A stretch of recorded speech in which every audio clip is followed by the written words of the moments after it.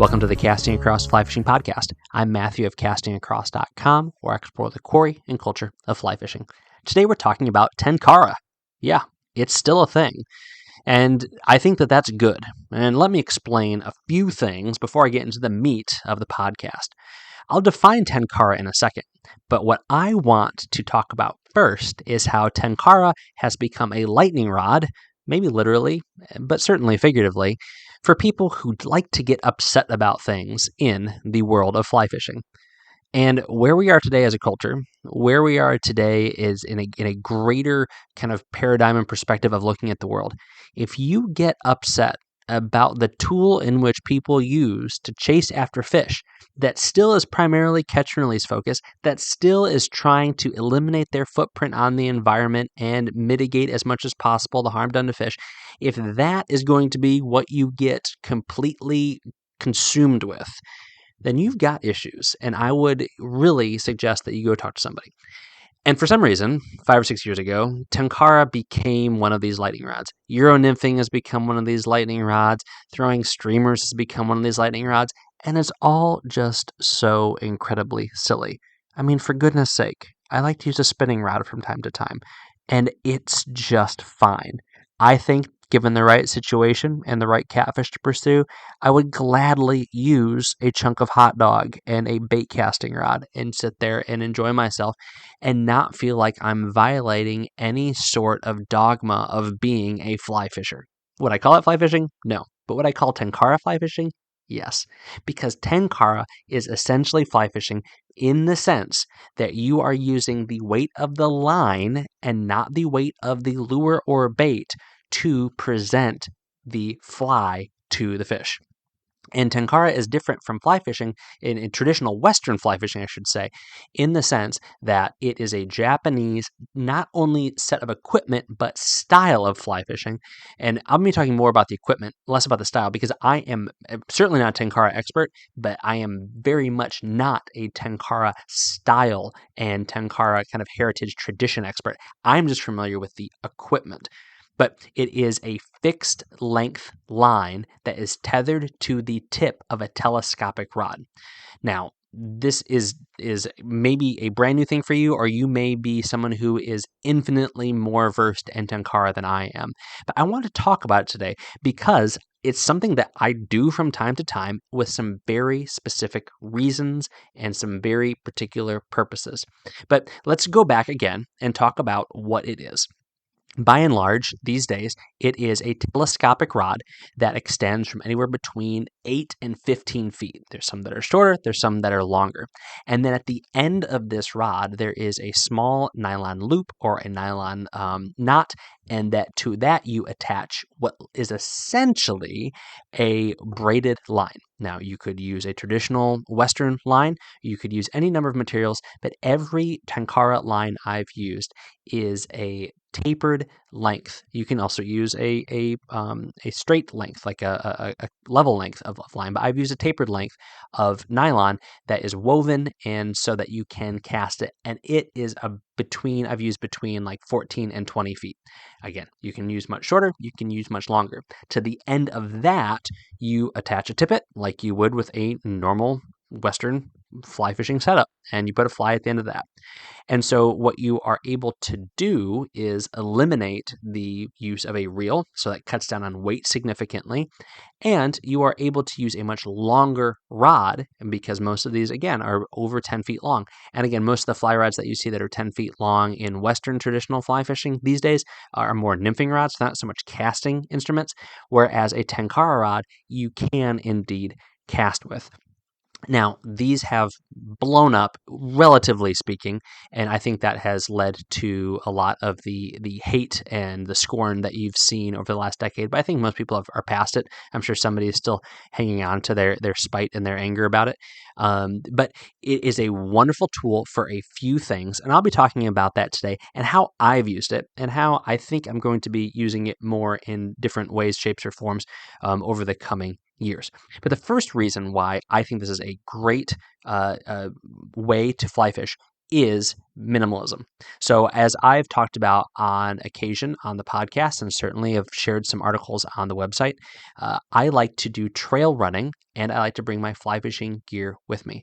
So when I'm trail running, I'm usually using a hydration style pack. So nothing too big, nothing too bulky. And so less is more. So when I bring my traditional gear, my traditional Western gear, I should say, I have a rod that breaks down into 3 or 4 pieces. I have a really lightweight reel, and I have a very small assortment of tools and accessories, terminal tackle, so I can fish as much as I'd like. With Tenkara, that amount of gear drops down significantly, and I think this is the most important thing, the length of that fly rod broken down drops significantly as well. It drops down from whatever a quarter of a 7-foot fly rod is, if it's a 4-piece 7-foot fly rod. It breaks down to something to the effect of like 16 or 18 inches because this is a telescopic rod. And you also don't have a reel, which usually is the heaviest part of your entire equipment setup. So to be able to throw that in a backpack allows you to move with everything you need much more quickly and efficiently. And you might say, oh, you can only cast X many feet. Well, you can cast over 20 feet pretty easily with even a modest Tenkara setup. And for most high mountain, high gradient trout fishing, that's all you need. If anything, and this is, there's limitations no matter what you do. If anything, I find that sometimes that rod is almost too long or that line is too long for some of the presentations that I want to make. And so I have to compensate by standing where I'm standing when I'm using Tenkara gear and shifting my presentation. But of course, there are some rods that are telescopic and also are adjustable, so you can even fish with a really, really short Tenkara rod. But that's one of the reasons why I enjoy it. Now, of course, if you're not a trail runner, but you are a hiker or a backpacker, this is a great solution for you. And part of it too is, and this is why I like to take a Tenkara rod with me when I'm backpacking or hiking with my family. It's such a small amount of gear. I mean, it's literally you could fit everything in like the size of a normal wallet, like literally your line and your flies and your tools will fit in a small little pouch that could go into a pocket, and then your rod is by itself. And so strapping that to the outside of a backpack, and if you use it, fantastic. And if you don't use it, you've not taken up too much space and you've not had to haul a bunch of gear around that you don't need. Now, again, are there limitations? Yes, I can think one example where my family and I hiked up to a high mountain lake, and we were playing and splashing around, and I was only able to cast out, whatever it was, 30, 35 feet. And so did I miss out on some of the fish? Yes. But think about it. Say I took that 3-weight up, that 7-foot 3-weight. Could I cast those 50, 60-foot lengths? Maybe if there's no trees behind me. And how many more fish would I have caught if I would have been able to do that? Probably not enough to warrant bringing it along, knowing that I'm only fishing in those situations maybe 1 out of every 3 times we're up in the mountains. We're not necessarily stopping in that spot. I'm not necessarily going to spend a lot of time fishing. And even if I did, would it be worth hauling all of that gear and having my favorite 7-foot 3-weight is a 2-piece. So having this 3.5-foot antenna on my backpack the entire way up when I'm maybe carrying my kids sometimes, maybe when I'm scrambling through the brush to help someone go to the bathroom or whatever, it's just much, much easier and simpler to have that broken down 14 or 16-inch rod. So that's one of the reasons why I like to have this in my arsenal. It's not my primary high gradient stream mountain trout rod, but it's in my arsenal. Another thing that I like to do with my Tenkara rod is leave it in the car. Now, this doesn't mean that it is less valuable, that I just leave it laying in my car, where I don't have, my nice 5-weight just sitting out in the back. But the Tenkara rod, again, it breaks down small, and I don't even need to bring all of my gear. I just need my rod, my line, and a few flies. And I have this thing in my car, and so if I'm driving somewhere and I see some bluegills popping, or I maybe even see some trout rising, I can pull over, quickly telescope that rod out, make a few casts, and I'm back in my car, maybe with a stinky fish hand, maybe not, in less than 10 minutes. It's a great option for just a quick fish here or there. It doesn't take up any space. I'm not having to move it when I'm moving car seats around. Now, that might not be the place in life that you are, but if you say, I'd love to have a rod at all times, but I don't want to invest in a car top rod carrier, and I don't want to have a rod rolling around in my trunk or it gets too hot or whatever. Again, not that this gear is less sophisticated, but there's just not as many moving parts.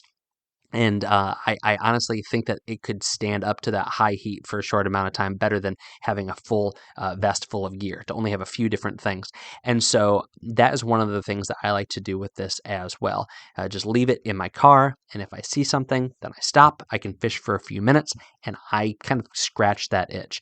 And again, you're not having to do a whole lot of work. If the really all you do, again, if you're not familiar with this, is you telescope out the rod, and then you have a loop at the end of your fly line, and that cinches in tight to the loop that's at the end of your fly rod, and you're ready to go. And honestly, the longest part of the process, if you have a longer fly line and leader, is unspooling that from however you keep it held. Some people use a little spool. I have a little spool that has like little grippy teeth in it. You can use that. Or you could use even just like a little wind, basically looks like a little reel. And the time it takes to pull that line off of that little coil is going to be longer than the rest of the setup combined. Another reason why I like to have Tenkara in my arsenal is because it is a great option for somebody who is not familiar with fly fishing. Now, is there a significant difference between casting a 12-foot rod with a 20-foot fixed length of fly line versus a 9-foot 5-weight that you have a reel and a variable fly line length? Absolutely. Two very, very different critters. But if I know that somebody wants to learn fly fishing and they want to kind of sit down and have a lesson to fly fish, then I'll break out my 9-foot 5-weight and we'll go through that. However, if somebody's just like, hey, I want to try it and I have a few minutes, then sometimes it's easier to just telescope out that Tenkara rod and say, here, have at it, and see what you can do. Especially if I'm already fishing. They've got their spinning rod. We're fishing together. I think of times where I go to events where there's a bunch of guys around, a bunch of people around for church or for the community and things like that. And someone says, "Hey, fly fishing. I'd like to try that." I've pulled out the Tenkara out of the back of my car and say, "Hey, give this a shot." And in a few minutes, they're able to just kind of figure out the technique of getting that line to aerialize and then lay it down. And in some ways, it's easier to not mess with the line hand and really focus on the momentum of aerializing that line behind you with that fixed length line and laying it out in front of you. And this is not something I'm going to put money on, but from the people that I've handed a 9-foot 5-weight and a Tenkara rod and said, "Hey, here, have at it," and talking them through it, a little bit, I feel like the Tenkara, generally speaking, people are fishing faster. Now, you're going to have a lot of variables to work with, and of course, that isn't necessarily what I would want somebody to end up with for all time, especially if they're going to be fishing with me. But to just get them on a fish, that's a really great way to do it. So, case in point, my kids, this is something that I have given them as their first fly rod, a couple of them. They've caught their first fish, their first trout, using Tenkara gear. Now, a lot of them have moved on to using normal Western fly fishing gear. But this is a great way to just experience what it's like to use a long rod and to cast line as opposed to casting a lure. And there, again, you remove some of the variables. Of course, the length of the line, the length of the rod adds in some variables, but not having the reel, not having the variable line length, that takes away some of the variables as well. And to be honest with you, it's a whole lot of fun to hook into a good sized panfish or a good sized bass or even a big minnow like a fall fish or a chub or something like that on that 14-foot wispy rod. It's a lot of fun and people really, really enjoy it. So those are three of the main reasons why I like to integrate Tenkara into what I have. Again, it's maybe taking less than 5% of my fly fishing. I'm probably using a spinning rod in certain situations more than I'm using a Tenkara rod. I would say actually definitely. The majority of my fishing, period fishing, is done with a normal fly rod that you and I think of. The next thing, which is probably about 5%, happens with a spinning rod, and the very small percentage happens with a Tenkara rod. But it's still there, and it's not a big investment, and it doesn't take up a lot of space, and there is some versatility in what you can do that when you have it. So again, going into the backcountry, keeping a rod on standby, and then also handing something to somebody to give them a shot at what is approximately fly fishing. So hopefully, and we have a couple more topics to talk about here, but hopefully you can see this is not something that is worth scorn or anger, and it's certainly not worth memes. Again, I know some people who do that sort of stuff do it in good-natured fun, and they don't really mean it, but some people, for whatever reason, do really mean it. And like I said, if that's what you have a problem with, if Euro nymphing keeps you up at night, if Tenkara keeps you up at night, if articulated streamers keep you up at night, if any particular fly fishing brand keeps you up at night, man, like I said, talk to somebody, go fishing, and enjoy being out of doors and all that that brings, and see how there's a much bigger, much more exciting world out there. So, how would you get started in Tenkara? I think that the easiest thing is to just get a kit. If you can afford a couple $100, you can get online and get a couple of kits easy. I'll actually give a recommendation for a kit, and actually it's one that's newer to me, and I'll be talking about in other ways, shapes, and forms from Casting Across in the next few weeks and months, just because I have it in front of me and I'm looking at it. But Tenkara USA is the company I have the most experience with, and so it's the one that I would recommend because I know there's good people. Some of the folks that I fish with and talk to that use Tenkara regularly use them as well. And that's not to say that there's not other good companies out there. I've had some really good conversations with other proprietors of other companies at fly fishing shows, for example, and there's really cool things out there. In fact, one of the things that I really like that I would love to get into and give a shot is the micro style. And again, this is probably something that would make people's heads explode if they're used to just catching 16 and 18-inch trout out west, is that, we have a lot of really tiny streams here that have native fish that aren't trout that are only going to take teeny tiny size 22, 24 flies, different darters and things like that. And this seems like the perfect tool for doing it. One of these micro Tenkara rods, which there's companies that make stuff like that. But again, that's just kind of would I go on a trip to do that? No. Would I do that with my kids to teach them about fly fishing? No. Just kind of this back of my mind idea of something that might be fun to do. But there's lots of different companies out there. There's lots of good resources out there. There's podcasts out there. There's books out there. Patagonia put out a book recently. Tenkara USA has a book, and again, recently, I'm saying within 10, 15 years. But there's a lot of good resources out there on how you can learn to use this, some of the different techniques, because it's one of those things where you might say, it's so much more simple than Western fly fishing with a rod and reel. And in some ways it is, but in other ways you have to figure out how to manage this longer rod and this fixed length of line in situations where you may be used to using a 7-foot or a 9-foot rod, and you may be able to reel in that line or strip in the line and only have 4 or 10 feet out of your rod tip. So there are certain things that you have to do. And then how do you land a fish if you catch a decent sized fish on this 12 or 14 foot rod with this fixed length of line? So there's certain things that you're going to have to learn how to do, which are much better illustrated than talked about. And so I would just encourage you to check out YouTube videos and check out books that walk through some of these techniques. Now, like I said before, Tenkara is not just gear. There's an entire tradition and culture and techniques that go with it. I have not dove into that much. I've listened to people talk about it. I read about it. I have not engaged in it. So have I used the traditional Tenkara flies? No, I have not. If I have, I don't know anything about it. But these Kabari flies, they are tied differently than a traditional Western fly, but they effectively do the same thing. One of the cool things about this style of fishing, and something that I really appreciate about it, is that it's more about the presentation than it is about the pattern. So someone will find a fly that they like to use, and they will learn how to fish it, 5 or 7 different ways. Whereas with most of us, and with what I usually do, I will carry 5 or 7 different patterns, and I'll fish them appropriately. One of the fun things about the Tenkara tradition is learning how to fish the same fly in different ways to really hone in on giving the fish what it needs and what it wants or what you can trick it with, rather than just continue to go into that fly box. I haven't gotten into that yet, but I can certainly appreciate it. I use my traditional flies. So my brook trout fly box is the fly box I use when I have a Tenkara rod up in the mountains. My panfish fly box is the fly box that I use when I take my Tenkara rod to the pond. But there's a lot more to this than simply using the gear. But the gear, like I said, is a great way to, 1, integrate it into places that you wouldn't normally go, 2, that you can just throw in the back of your car and leave there. And 3, introduce people to the idea of fishing in a little bit of a different way than using that spin cast rod and the bobber, and can be a gateway into the fly fishing that you and I most think about when we go out on the water.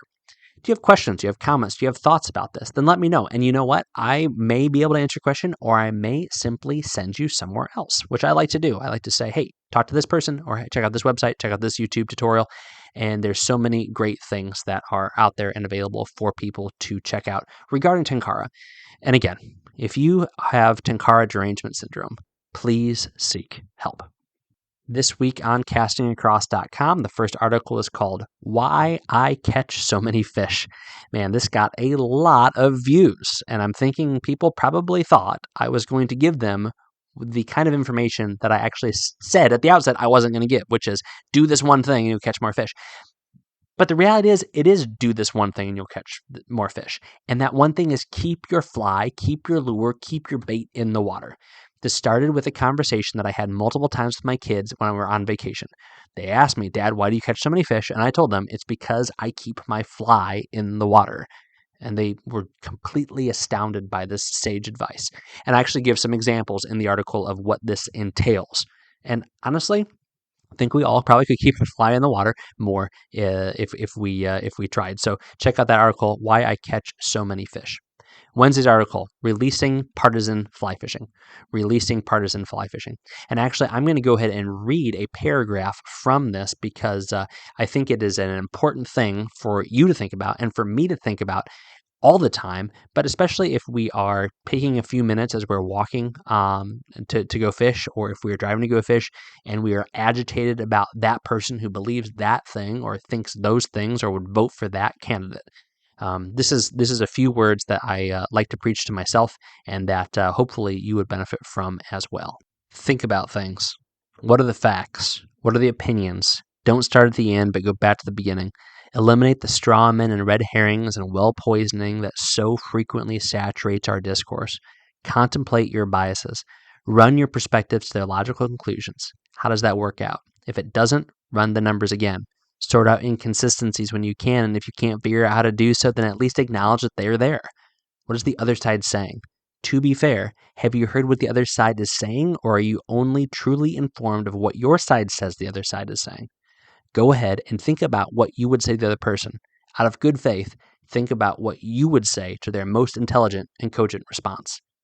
Now, I share more in that article, but that's essentially the meat of it. We just get so bent out of shape about stuff, but we don't talk. So talk. If you want to talk to me, knowing what I believe, knowing what I think, then by all means, reach out. Matthew at castingacross.com. I've never told anybody no. I've even entertained the trolls from time to time because I find that mildly entertaining myself. But I'd actually love to talk, have a good faith conversation. You know where I stand if you listen to this podcast enough. You know my politics, more or less. You know my belief system, more or less. And you know I like fly fishing. And that should be good enough for us to talk to each other. This week's recommendation on the podcast is actually to go over to Tenkara USA and check out their complete sets. If you say, you know what, I definitely want to do this and I can swing a couple $100, you can get everything you need to get out on the water with a Tenkara USA complete set. You can pick from about 8 different rods, and then they will include everything you need, line storage, leader, some tools, some flies, some tippet, all that sort of stuff. And you will be on the water as soon as it shows up at your door. I have a few different rods, and so I would just definitely suggest that you take some time to go through the different options that are there, what might fit your options best. I'll put a link to that over at the page notes over at castingcross.com. Thanks for listening to the Casting Across Fly Fishing Podcast. Please subscribe on your favorite podcast app and rate the podcast on iTunes and Spotify. Then head over to castingacross.com for 3 posts a week on the people, places, and things that go into the pursuit of fish.